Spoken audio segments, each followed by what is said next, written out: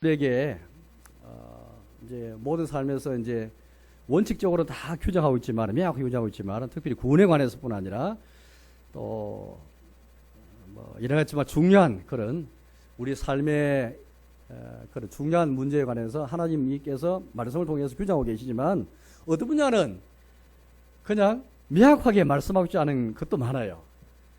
흔히 우리가 두 가지 나누거든요. 하나는 하나님께서 성경을 통해서 명확하게 한 규정은 디아포라, 이 그리스입니다. 그리스 헬라 말이거든요. 디아포라 말을 씁니다. 명확합니다. 이거는 뭐 달리 해석할 여지가 없어요. 그런데 하나님께서 이 분야에 관해서는 명확하게 말씀하시지 않습니다.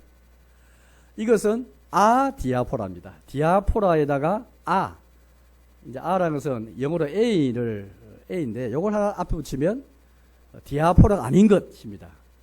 이 두 개를 나누거든요. 이 두 개를 잘 구분해야 됩니다. 이 구분 못하면은 굉장히 우리 신앙생활이 위험하고 극단적으로 치우칠 수 있고 또 무모할 때가 있고, 참 우리 이것 때문에 시험이 될 경우가 참 많이 있습니다. 저는 오늘 이것들을 함께 좀 말씀을 좀 보도록 하겠습니다. 분명히 우리는 신앙고백서 보면은 하나님께서는 우리의 구원과 또 우리 믿음에 대해서, 우리의 삶에 대해서 절대적인 성경을 통해 절대적인 기준과 표준과 법칙을 주셨죠. 하나님 말씀하니 우리가 믿음과 생활에, 특히 우리 구원에 대해서 유일한 기준이고 절대적인 참된 기준입니다. 표준이죠. 그런데 우리 모든 삶에서 하나님 말씀이 다 그렇게 명명백백하게 명료하게 다 규정을 해주고 있지 않습니다. 그걸 우리가 한번 좀 볼 텐데, 제가 이제 오늘 신앙고백서를 갖고 왔는데요. 우리가 받은 이제 이 신앙고백서는 웨스민 신앙고백서인데, 한 450년대 신앙고백서인데, 우리 한국에 있는 모든 장로교회나 뭐 미국이나 세계 여러 유수한 장로교회의 중요한 그런 표준이거든요.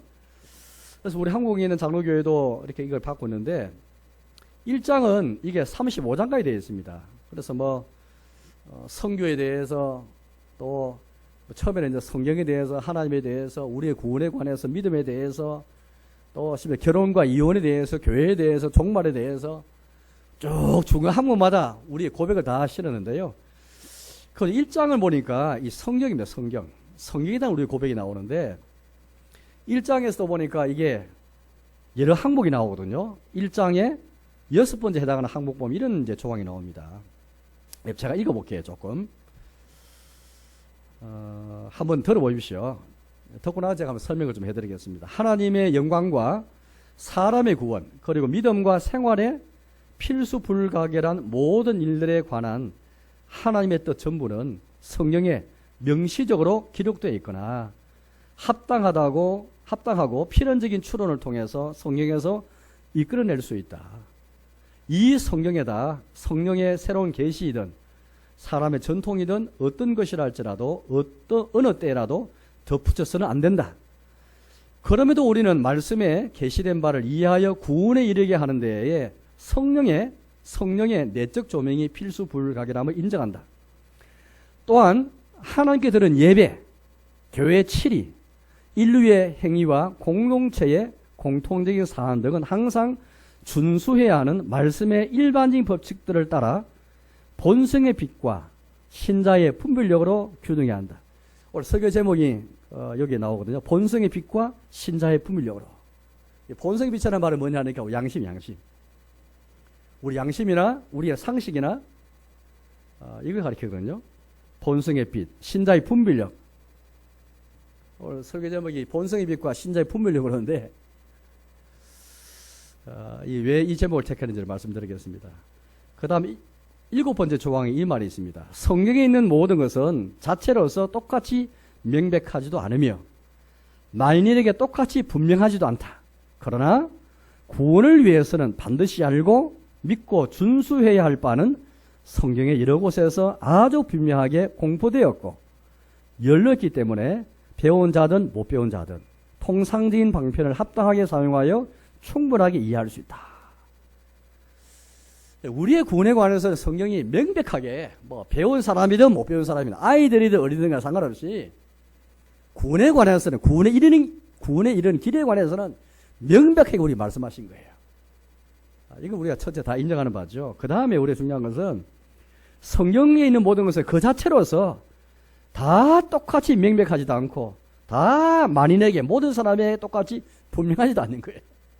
구원에 관해서는 다 명백한데 다른 것에 관해서는 모든 사람이 다 의견을 달리할 수도 있고 해석이 다르고 똑같이 명백하지도 않고 똑같이 분명하지도 않다. 그런 고백 나오고 앞에 6항을 제가 읽을 때 이제 그게 있었습니다. 하나는 하나님 말씀인데 하나님의 영광, 사람의 구원, 믿음과 생활에 필수 불가능한 모든 하나님의 뜻 이건 전부 다 성경에 명백히 다 나와 있죠. 나와 있는데 여기에다 성령님의 내적 조명 그러니까 아무리 하나님 말씀이 우리 믿음과 생활의 절대적인 법칙으로 다 말씀하고 계셔도 이걸로 부족하고 성령님이 우리에게 다 조명해 주셔야 하나.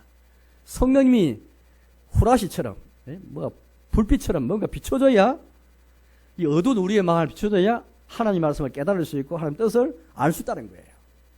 첫째는 성령 말씀이 우리의 구원에 관해서 하나님 영광에 관해서 하나님 뜻에 관해서 믿음과 생활의 법칙으로서 명확하게 말하고 계시지만 성령님의 조명이 필요하다 이 말씀이고 6항의 마지막 이제 하밤주에는 보니까 특히 하나님께 드리는 예배 문제, 교회 치리 문제, 인류의 행위와 공동체의 공통의 사안 등 그러니까 우리의 인류에 관한 문제, 공동체 그러니까 교회 말고 말입니다. 교회가 아닌 여러 공동체가 많잖아요. 우리 사회 공동체, 가족 공동체, 또 우리가 뭐 직장도 있고요. 온갖 공동체가 많은데 이 공동체의 공통의 사안 그건 꼭 예수님 믿는 사람 있는 게 아니고 예수님 안 믿는 사람도 많이 있습니다. 예수 믿는 사람이 남녀가 다 공통적으로 공감할 수 있는 그런 것을 결정할 때에 어떻게 해야 되겠는가? 예배 관한 문제, 교회 치료 관한 문제 이걸 항상 준수해야 하는 말씀의 일반적인 법칙이 있고 그 다음에 본성의 빛과 신자의 분별력으로 규정해야 한다. 제가 이제 한번 설명해 보겠습니다. 이 이제 신앙고백서 내용이 이제 찬찬히 되기 때문에 이 자체만으로 참 이해하기 쉽지 않습니다. 그래서 찬찬히 성령 근거된 성경 구절과 함께 봐야 되는 게 마땅한데 오늘 간략하게 제가 읽어드렸는데요. 우리의 구원에 관해서는 분명히 성이 명백합니다. 이거는 뭐 어린아이든 노인이든 배운 사람이든 못 배운 사람이 다 명확하게 알 수가 있습니다. 불분명하게 애매하게 성경이 말하지 않아요. 공부를 많이 해야만 이 구원의 길을 알 수 있는 게 아닙니다. 그럼 못 배운 사람이랄지라도 다 알 수 있는 명료하고 명백하거든요. 자, 그 다음에 아까 예배 문제, 치리에 관한 문제, 인류의 행위, 인류 안에는 이제 믿는 사람이 있는 게 아니에요. 우리 교회에 다른 사람이 있는 게 아니라 교회 안 있는 사람도 굉장히 많죠. 인류 안에. 그 다음에 다른 공동체. 그러니까 기독교인뿐 아니라 기독교인이 아닌 사람도 포함되는 인류의 행위 문제. 또 다른 공동체의 공통의 사안. 지금 예를 들어서 우리가 지금 일본의 경제 보복 때문에 굉장히 우리가 지금 뭐 약간의 어려움을 당하고 있고 또 뭐 이런저런 그런 또 이제 우리가 지금 신을 겪는 가운데 있잖아요. 이 공통의 사안. 이거는 뭐 기독교인만 당하는 게 아니고 비기독교에 다 포함해서 대한민국 국민으로서 겪는 어려움이 있고 또 공동체로서 겪는 어려움이 있잖아요. 이거 어떻게 결정해야 되느냐? 첫째는 말씀의 일반의 법칙이 있고 말씀 일반의 법칙이 있고 그 다음에는 뭘 따라 규정해야 하냐면 본성의 빛과 신자의 분별력을 따라서 분별력 있는 판단을 따라서 규정해야 한다 이 말합니다. 제가 한번 여쭤보겠습니다. 이게 뒤에 게 이제 아디아포라거든요. 성경에서 명백히 말하고 있는 것 이거는 뭐 성경에서 우리가 해석할 여지가 없고 이게 주의 뜻이어서 따라야 됩니다. 여기에 대해서 명백하게 나와 있지 않은 것 예배 시간 문제. 우리 대한민국은 거의 오전 예배 11시입니다. 외국 나오면 꼭 11시가 아니거든요. 9시 드리고 9시 반도 드리고 교회 역사 보면 다 시대마다 그 나라마다 지역마다 교회마다 다 시간 다르거든요. 오전에 11시 이건 뭐 우리 한국은 거의 똑같아요 보니까 아마 점심 식사 때문에 그런 것 같기도 한데 어쨌든 오전 11시에 이제 오후나 저녁 예배 시간은 좀 틀립니다. 우리도 얼마 전에 이제 3시에서 2시 반 옮겼잖아요. 싸움 생기는데 예배 시간 정하는 문제 성경에 혹시 여러분들 예배 시간, 오전 예배 시간, 오후 예배 시간 어디 규정한 데 있습니까? 어리 여러분 있던가요? 혹시 여러분 성경 읽어볼 때? 못 찾았죠. 예, 맞아요. 그거 없어요.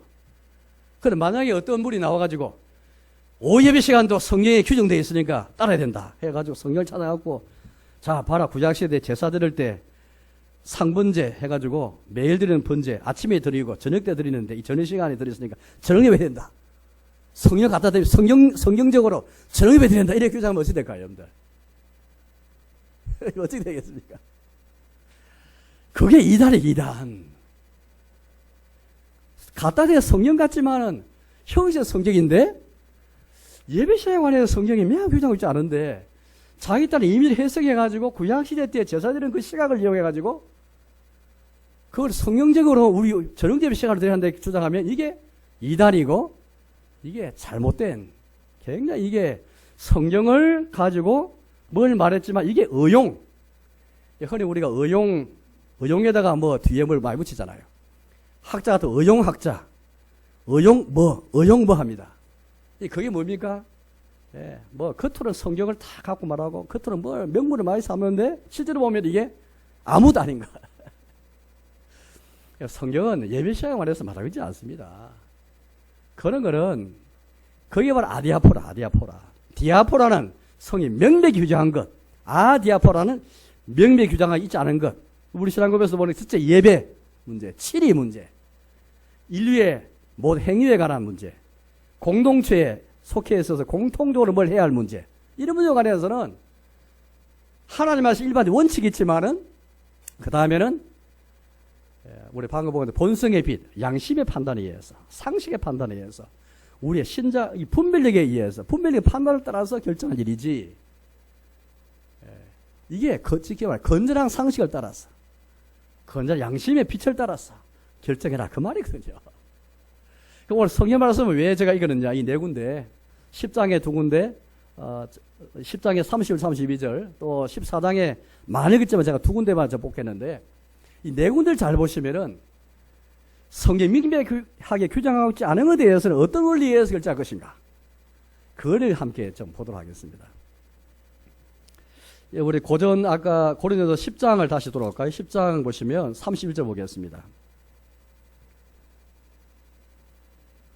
10장 31절 여기 보시면은 너희가 먹든지 마시든지 무엇을 하든지 다 하나님의 영광을 위하여 하라. 성경에 뭘 먹으라, 뭘 마시라 규정한 거 없잖아요. 또 먹든지 마시는 거 외에 우리가 많은 우리가 참 뭐 일이 있잖아요.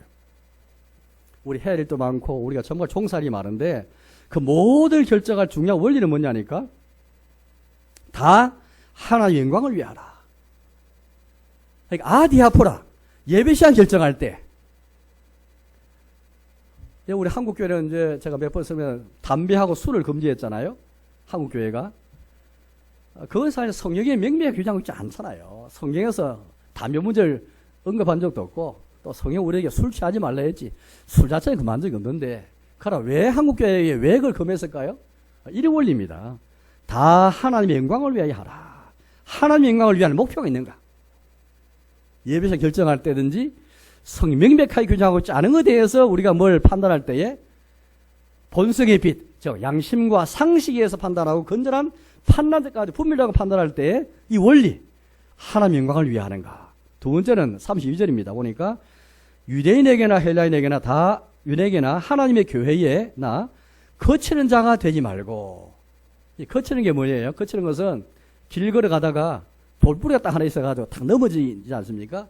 거치게 하는 거죠. 넘어지게 하는 게 거치게 하는 거예요. 그러니까 우리가 교회가 뭐 결정하면은 어떤 예비상 결정하면은 이 모든 것을 거치게 하는 것.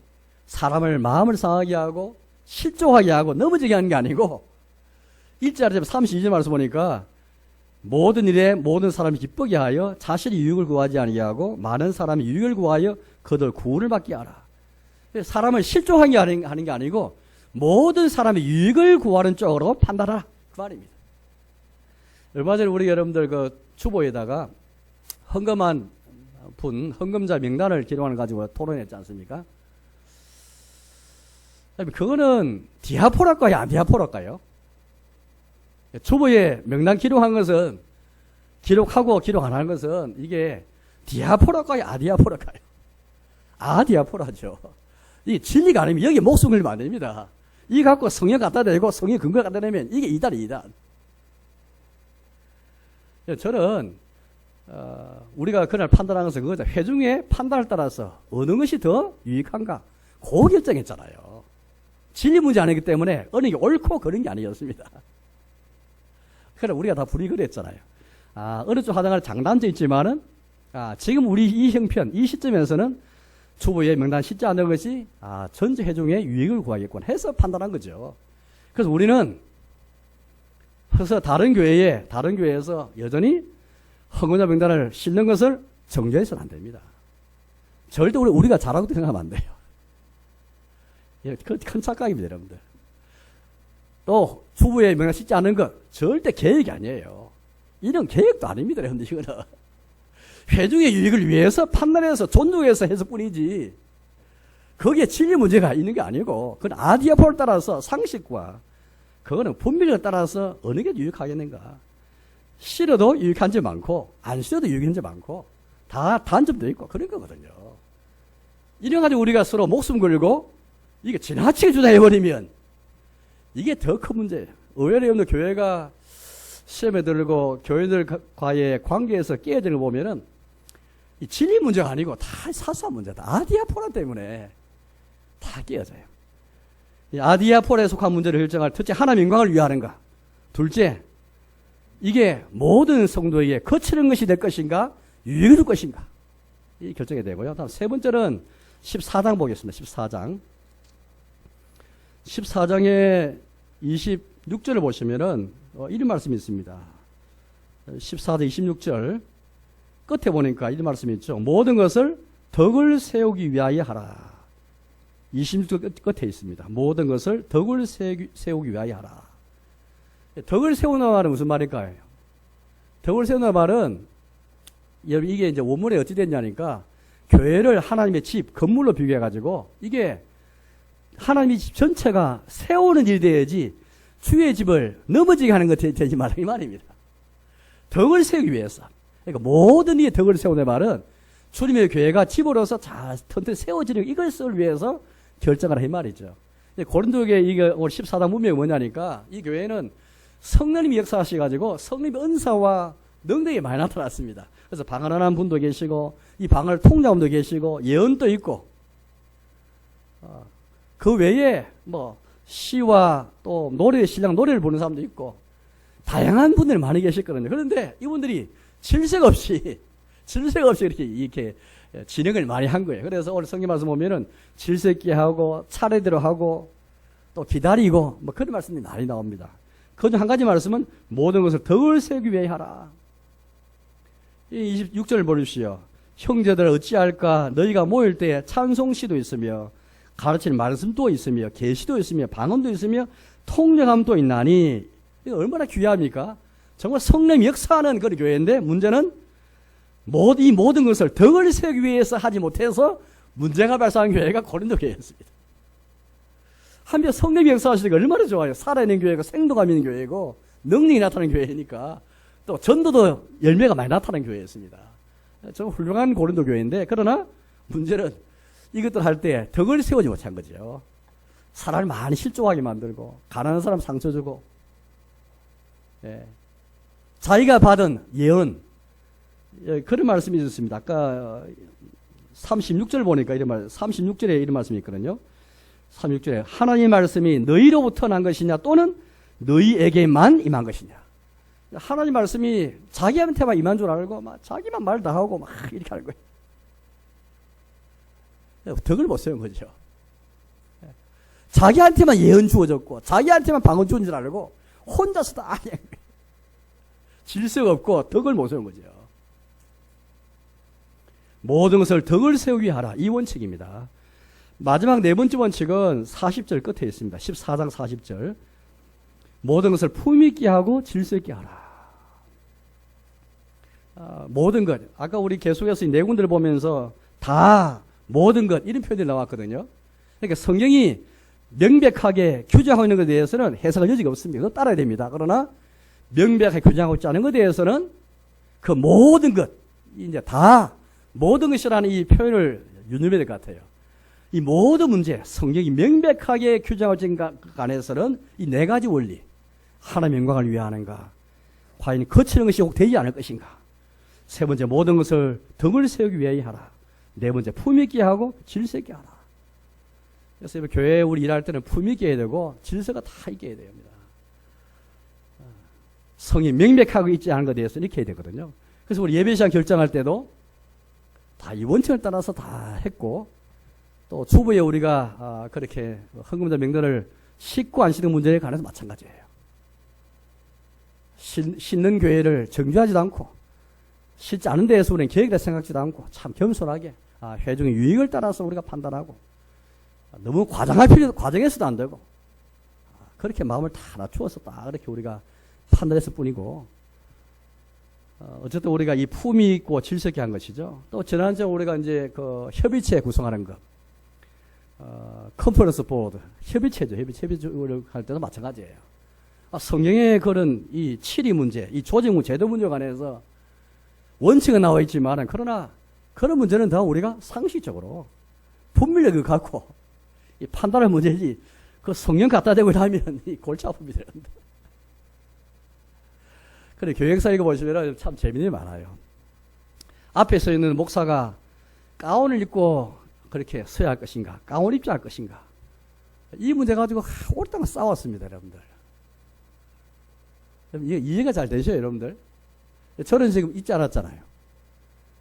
우리가 장로교든 혹 감독교든 혹 여러분들 뭐 이런 저런 교파나 교단에 가서 예배 드린 적이 있을 것인데, 같은 개신교 안에서도 보면 이 강단에 선 목사님이 가운을 입고 하시는 분이 많이 계셔요. 저는 안 입지 않습니까? 근데 가운을 입어야 된다, 안 입어야 돼 가지고 많이 토론, 논쟁을 붙었습니다. 이런 문제는 성경이 명확하게 말하고 있지 않거든요. 그럼 이 가운을 입어야 할 주장하는 사람은 구약시대 때 제사장을 봐라, 제사장은 다 예복을 입고 했지 않느냐. 구약시대 맞네. 신약에 와서 신약교회에서 지도자들이 가운 입다는 증거가 없잖아요. 신약의 규정을 또 봐야 되는데 구약에 있는 규정만 다 따르면 얼마나 문제가 많이 생깁니까, 여러분들. 그 외에도 수많이 많이 있을 것 같아요. 우리는 때로 성경이 명확하게 말하고 있지 않은 아디아포라 문제에 관해서 오늘 성경 갖다 대는 사람이 의용이고 의용신자고, 쉽게 말하면 이게 또 그런 것을 갖고 개혁이라 생각하고 굉장히 과격합니다. 무조건 성경만 갖다 대면 이 과격한 거거든요. 이 양신앙의 우리 양심과 상식과 분별력, 판단을 따라 할 문제를 이걸 성경에 갖다 대고 하면은 이게 과격하고, 그래가지고 무모하고, 이게서 교회가 분열되고, 우리 역사에서 많이 경험해 왔습니다. 사랑하는 여러분, 우리는 교회 생활을 하면서, 신앙생활을 하면서 우리는 이런 많은 문제를 접하면서 하나님 말씀은 모두 우리 삶에서 일반적 원칙은 다 있습니다. 또 오늘 네 가지도 원칙도 있습니다. 그러나 그 외에 아디아포라 문제에 관해서는 우리가 자유함을 가지고, 자유함이 없어요. 자유함이. 하나님께서 우리에게 이 양심의 자유와 이 하나님 말씀에 구속된 우리 신자 양심의 자유를 가져야 되는데, 많은 신자들이 양심의 자유를 못 나눠요. 우리 주님 말씀 자유는 물론 첫째는 죄의 자유, 죄의 저주와 죄의 결과와 형벌의 자유, 두 번째는 양심의 자유. 하나님 말씀 앞에서 하나님 말씀에만 내가 매였기 때문에 양심의 자유이고, 세 번째는 이 자유, 아디아포라에서 자유해야 되는데 이 자유이 우리가 없어요. 혹시 예배 시간 옮기면 이 겁이 나가지고 혹시 우리가 목사들이 가운 안 입었지 될까? 또 술 담배 문제. 술 마시고 안 피면은 구원 받지 못하는 게 아닐까? 그래서 이 자유함이 없는 거죠. 이 자유함 없으니까 율법주의에 이 갇혀가지고 남 정죄하고, 그렇지 못하는 사람 정죄만 하고, 또 자기는 우울하다 생각하고 어렵다 생각하고, 이게 교회 생활에서 얼마나 우리 주변에 많은지 모릅니다. 그 외에도 하면 아디아포라가 문제는 아마 여러분 많이 생각하실 것 같아요. 정말 교회 생활에서 많이 있거든요. 저는 여러분들 우리 교회 생활에서 신앙생활에서 디아포라인지 아디아포라인지 명확하게 했어요. 우리 신앙공부에서 예배 문제. 물론 예배 드릴 때 예배에서 설교시가 있어야 된다. 찬송가 있어야 된다. 이런 원칙은 성경의 디아포라 규정인데, 그러나 예배 순서 문제, 어느 게 앞이고 어느 게 뒤이고 어느 순서가 좀 더 들어있고 빼 빠져있고, 성경에서 명확하게 예배의 원리, 설교가 있고 성례가 있고, 이거 빠뜨려서 안 되잖아요. 그래, 그 외에 다른 순서에 관한 문제, 또 뭐 이런 등등의 문제는 우리의 상식과 판단에 의해서 말씀 원칙에 따라서 이렇게 할 문제지, 그럼 굉장히 큰 문제입니다. 우리 신앙공부에서 쓰자 예배문 답 7이 문제. 교회 질서라든지 이런 다 문제에 관해서 좀 자유를 갖고 해야 되고, 인류의 보편적인 문제, 모든 공동체의 공통의 사안 문제, 비신자도 참석하여서 결정 문제에 관해서는 첫째 말씀 원칙이 있지만은 좀 여유를 가지고 다 판단해야 되고, 너무 과하게 우리가 이렇게 하면은, 너무 과하게, 너무 민감하게 이렇게 하면은 거기서 더 큰 문제가 많이 생겨를 보게 됩니다. 제가 오늘 왜 이야기 꺼내냐면은, 우리가 직분을 세울 때, 특히 장로를 세울 때, 장로의 시무기간, 이거 한번 생각해 보세요. 성경에서는 장로와 집사를 말하고 있을 때, 시무기간을 대해서 어떻게 말했을까요? 성이 명백하게 우리에게, 자, 장로는 몇 살까지 시무해라, 집사는 몇 살까지 시무하라, 그런 규정이 있던가요? 앞으로 직원을 선출할 터인데 이 문제 굉장히 중요합니다. 여러분의 성경을 보시면서 장로, 집사, 이 시무기간을 말할 때 과연 시무기간이 정해지는 것처럼 보이던가, 아니면 그걸 그냥 침묵 가운데 그냥 놔두던가요? 일단 성경은 우리의 명백하게 말하고 있지 않습니다. 우리 지금 법은 모든 직분은 다 만 70세까지 되어 있거든요. 이건 여러분들 우리 고신교회 같은 경우는 1974년도에 40년밖에 안 돼요. 40년. 40년은 종신시무. 죽을 때까지 장로 집사가 다 시무 다 했습니다. 74년도에 70세 다 해버렸거든요. 근데 74년 이전에는 어떻게 했냐? 종신시무를 할지라도 3년씩. 3년 하고, 그 다음에 다시 교인들 재시무 투표를 받아가지고 신임 얻고 나서 다시 시무하고 또 시무를 하지 않기다, 그렇게 했습니다.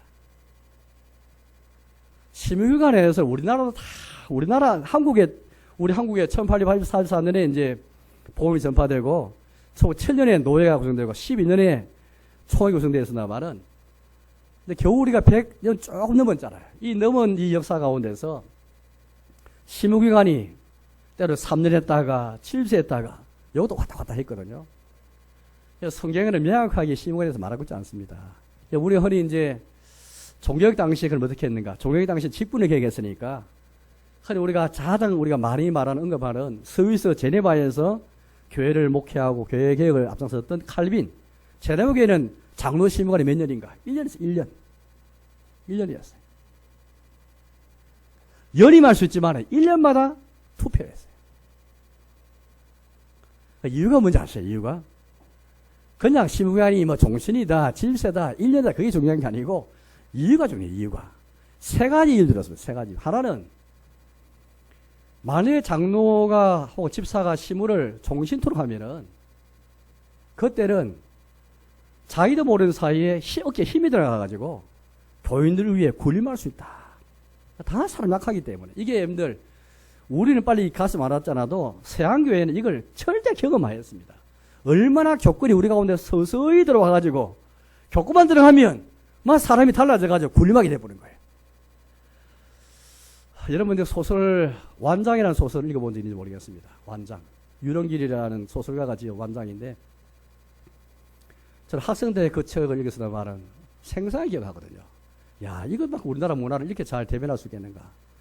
어제 중고등부 이제 1박을 교회에서 수련을 마치고, 또 점심때 요리도 하고, 밤새도록 학생들이 놀고, 새벽 5시까지 놀고, 아침 8시 반에 일어나서 아침 먹고, 밥은 제때 잘 챙겨 먹더라고요. 챙겨 먹고. 또 저녁 요리 대회까지 하고, 2시에는 볼링 치러 가고, 또 힘이 생겨서 또 롤러스케이트 타러 가고, 그 롤러스케이트장에 나올 때에 보니까, 옆에 폭로 보니까 옛날에 입었던 교복, 교련복, 완장들이, 이게 선도부, 이 완장들이 보이더라고요. 저는 선도부 완장 한번 껴봤습니다. 내가 뭐. 내 성에 나가지고, 애들 받은 상처가 많아가지고. 그 제가 궁금해 물어봤어요. 야, 지금도 선도분이야 돼. 지금도 선도분이 있대요. 제가 깜짝 놀랐습니다. 지금도 주번이 있고 선도부가 있구나. 옛날 주번 되면 힘빡 들어가잖아요. 떠드는 아이 한번 딱 지적할 수 있고, 철판 이름 적고, 한번 쓰레기 던지려도 딱 이름 딱 적고, 주번. 선도부는 딱 학교 정문앞에서 해가지고, 호클 장관을 안 장갔는가. 머리, 이게 우리, 이 길이부터 해서 얼마나 힘을 딱 들어갔잖아요. 그 완장에는 소설가 보면은 저수지 관리인. 저수지가 굉장히 중요한, 물리적이 굉장히 중요한 농사 지었는데, 저수지 관리인이 완장 치고, 완장을 차고, 다 군림하게 됩니다. 권리 행사하거든요. 맨날 떠돌아다니는 사람인데, 저수지 관리 완장 치면서 완전히 권리 행사하면서, 일어나는 여러 가지 불상사를 말하고, 마지막에는 이제 깨닫습니다. 정말 훌륭한 사람이 나타나가지고, 이 완장 보지 말고, 진짜 완장을 찾으라 하면서, 이 완장을 떼가지고 저수지에 던져버립니다. 좋은 사람이 나타나서. 그래, 끝막이 되는데, 저는 우리나라 문화가 참 이 완장 문화가 해야 되는가. 이 직분을 완장을 생각해가지고, 완장만 차면 사람이 달라져가지고, 굴림하게 되거든. 이건 우리나라 뿐만 아닙니다. 칼빈 너무 잘 본 거죠, 이게. 그래서, 왜 직분자가, 왜 시무를 1년밖에 못 하겠느냐. 잘못하면은, 첫째, 굴림하게 된다. 나도 모르게. 심지어 이제 여러분들 뭐, 노회장이나 노회의 의장, 총회의 의장, 모든 직분의 장도 1년씩 하게 했고, 지금 그거는 연임도 못하게 했습니다. 왜?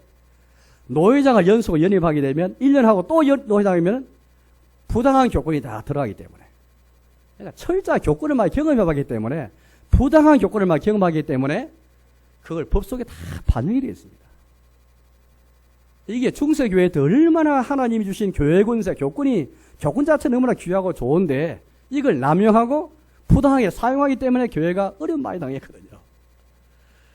그래서 1년 종신 심호하면은 부당한 교권이 다 나타나서 1년 이상이 되면 굴림하기 때문에 1년마다 투표하겠고요. 두 번째 이유가 뭔가?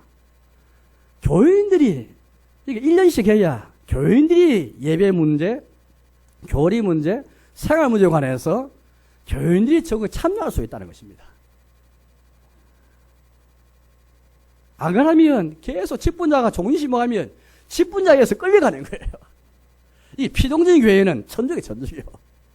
천주교는 여러분들, 교인들이 말 한마디 못합니다. 예배에 관한 문제, 교리에 관한 문제, 교회 생활에 관한 치료에 관한 문제를 교인이 자기 의견을 제시할 수가 없어요. 이건 제사장 아니에요, 제사장이. 분명히 하나님께서는 예수님 십자가에 죽기까지 우리에게 이인칭의의 이 은혜를 주시면서 모든 신자의 귀한 권리를 주셨는데, 예배에 관한 문제, 뭐 교리에 관한 문제, 뭐 정책에 관한 문제 결정할 수 권리 주시는데, 이걸 잘 못한 것이죠. 우리 직분자를 존경하지만은 직분자의 굴림에 억눌려 가지고 교인들이 한마디 못하는 것이죠. 이게 직분자가 종신심호할 때 나타나는 부작용입니다. 이 원리 때문에 칼빈의 제네바 교회는 모든 직분자들은 다 1년씩 해요. 그래야 교인들이 참여할 수 있다. 다음 세 번째는, 교인들 가운데는 또 장로연사나 집사연사나 여러 은사를 받은 분이 많이 계신데, 이런 분들도 또 발굴해서 또 이분들도 직분을 받아서 직분에 봉사할 수 있도록 하기 위해서다. 세 가지를 딱 들었어요. 제네바 교회가 1년 한 게 아니고요. 프랑스 교회, 그 다음에 이제 네덜란드 교회. 네덜란드 교회는 2년씩 했습니다. 1년 하고 나면 다 그렇게 뜨거치고, 또 쉬었다가 또 다 직분이 또 선출되면 또 하고, 그렇게 했거든요. 그 다음에 우리가 이제 특히 눈여겨볼 것은 스코틀랜드하고 영국입니다. 우리 장로교는 스코틀랜드 영국에서 우리가 다 왔기 때문에, 그게 어떻게 했느냐. 그래, 장로를 세우면 종신이에요, 종신. 종신 장로인데 문제는 시무는 돌아가면서 돌아가면서. 그러니까 그 말이 무슨 말이니까 평생 장로 선출되면 평생 장로인데 시무는 평생 하는 게 아니고 시무에 관해서는 3년씩 하고 또 다른 사람이 또 장로선두에서 그렇게 또 시무를 돌아가면 윤보를 하게 한 거죠. 교대를 하게 한 거죠.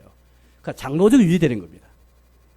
이게 영국과 서구 트렌드의 그런 이제 그 당시에 이제 그들의 모습이었고 이게 미국에 건너갔고 그래서 미국에서도 여러분들 3년마다 장로직과 집사직은 받지만 3년마다 시무하게 했고 여기 한국교회 그대로 올라왔습니다. 그래서 한국교회는 여러분들 초창기부터 장로와 집사는 전부 다 3년에 3년. 직은 평생 받지만 직은 종신을 받지만은 시무에 관해서는 연하를 다 정해버린 거예요. 3년마다 시무 투표를 해야 하고. 그러다가 어찌 된지 아셔요? 그러다가 처음에는 시무 투표를 해야 한다 되는데 그러다가 이제 법이 바뀝니다. 3년마다 시무 투표 할 수 있다. 할 수 있다. 할 수도 있고 안 할 수 있다. 이렇게 바뀝니다. 규정이 바뀝니다. 제가 그 역사를 하면 다 더듬어봤거든요. 너무 참 흥미롭고 재미있어요. 아, 사람 욕심이 점점 반영되구나. 처음에는 4년만 하게 돼 있는 걸, 그걸 다 엄하게 돼 있는데, 그 다음 가니까 할 수 있다. 안 할 수도 있다, 이 말이죠. 할 수도 있고 안 할 수도 있고 돼 있고.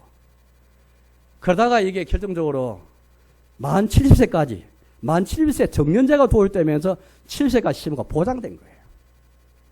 그러면서 시무 투표 이 문제는 물 건너가 버린 겁니다. 싹 빼버린 것이죠. 오늘 제가 왜 이 말씀드립니까?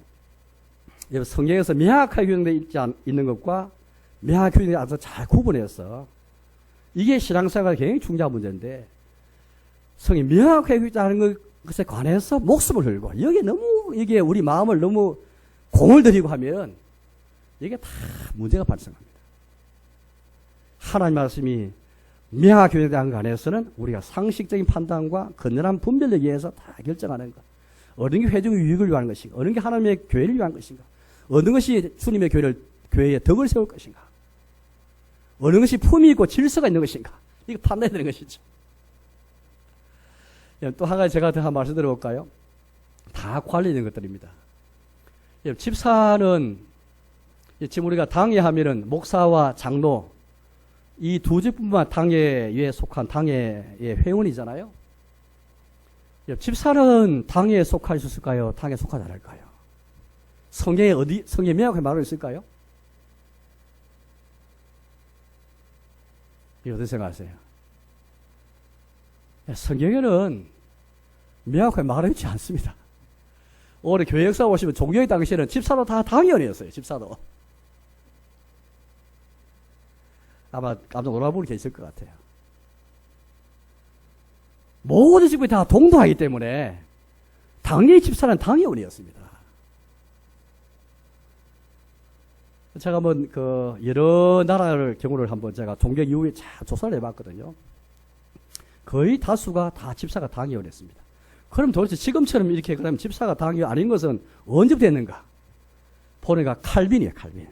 제나바 교회에서만 집사가 당회원이 아니었습니다. 그 이유를 보니까 목사와 장로는 신령한 일을 담당하고 집사는 물질 문제, 재물 문제라든지 이를 가난한 사람과 또 고아라든지 어려운 사람을 돕는 물질에 관한 문제를 다루다 보니까 목사와 장로가 다루는 영적인 문제와 조금 이 색깔 다르니까 제네바 교회 당회만큼은 목사 장로 세우고 다른 다 이 프랑스든지 독일이든지 네덜란드든지 뭐든지 다 보니까 다 집사가 당회원이었어요.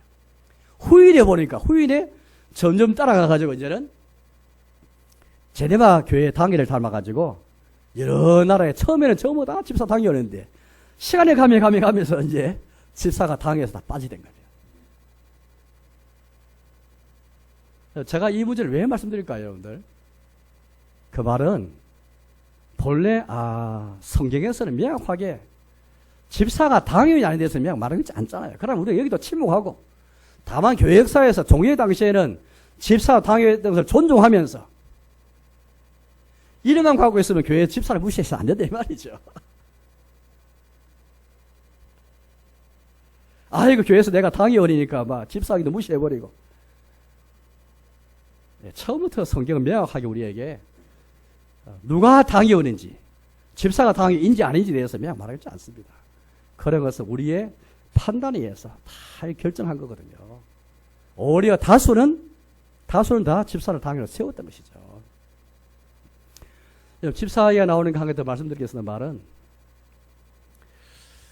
성찬을 우리가 이제 베풀지 않습니까? 지금 성찬 우리가 준비하는 것은 이제 권사님들이 하고 계신데, 원래 고대부터나 이 종교 이후부터는 우리나라 조선 예수 장로 일제시대도 마찬가지고요. 우리나라 일제시대 이후도 그렇고, 원래 성찬 준비는 집사가 다요,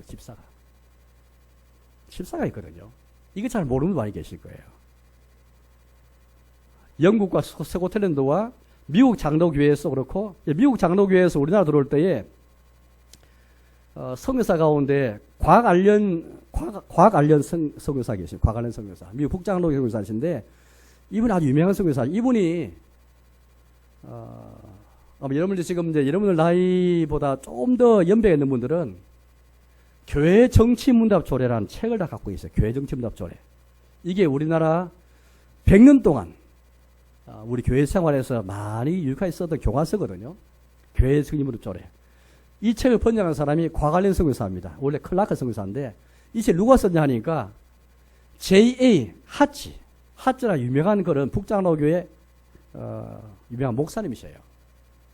이분이 장로교란 무엇인가 책을 썼는데, 이 책이 주일날 교인들 교육 교재로 쓰였습니다. 이 책 너무 인기가 좋아가지고 여러 판을 계속 거듭했습니다. 그러다가 그 책이 우리나라에 소개된 것이죠. 곽알련 선교사가 1919년도에, 그러니까 김인현, 그때 1919년에 딱 100년 전에 이분 이 책을 번역해서 우리 한국 장로교에 소개되었습니다. 그때부터 한국 장로교회에 아주 중요한 책이 되었습니다. 그래서 우리 예전에 목사님, 장로님, 교회 어른들도 이 책 갖고 다녔습니다. 정말 중요한 책이거든요. 이 책에도 마찬가지, 집사가 다 성찬 준비하게 되어 있습니다. 집사가. 심지어 가난한 사람과 감옥에 있는 사람과 병자를 신방할 때에 그 사람들에게 교리를 가르치고 요림답을 가르치는 것도 집사가 있습니다. 아마 이게 우리가 이제 역사를 공부하면 보면, 이게 참 직분이라는 것은 성경에서 일반적 원칙은 정해놓았지만, 그러나 실제적으로 문제 들어가면은 교회 이익을 위해서 이렇게도 하고 저렇게 좀 다르게 했구나. 지금 우리가 군사입니다 하시지만은 또 준비뿐 아니라 수용되는 것도 지금 우리 장로들이 하시잖아요. 본래는 이게 집사님이 다 하신 거예요. 그럼 제가 이게 왜 말씀드리냐면은, 이처럼 우리가 성경에 명확하게 성찬 문제는 장로해야 된다. 집사에 규정이 없잖아요. 규정이 없지 않습니까? 규정에 관해서는 목숨 걸면 안 됩니다, 여러분들. 그거 다투어서는 안 돼. 우리 자꾸 이렇게 비본질의 문제, 아디아포로 문제 가지고 너무 이게 목숨 걸고 이게 성경이다, 성경이 아니다, 이렇게 하는 거예요.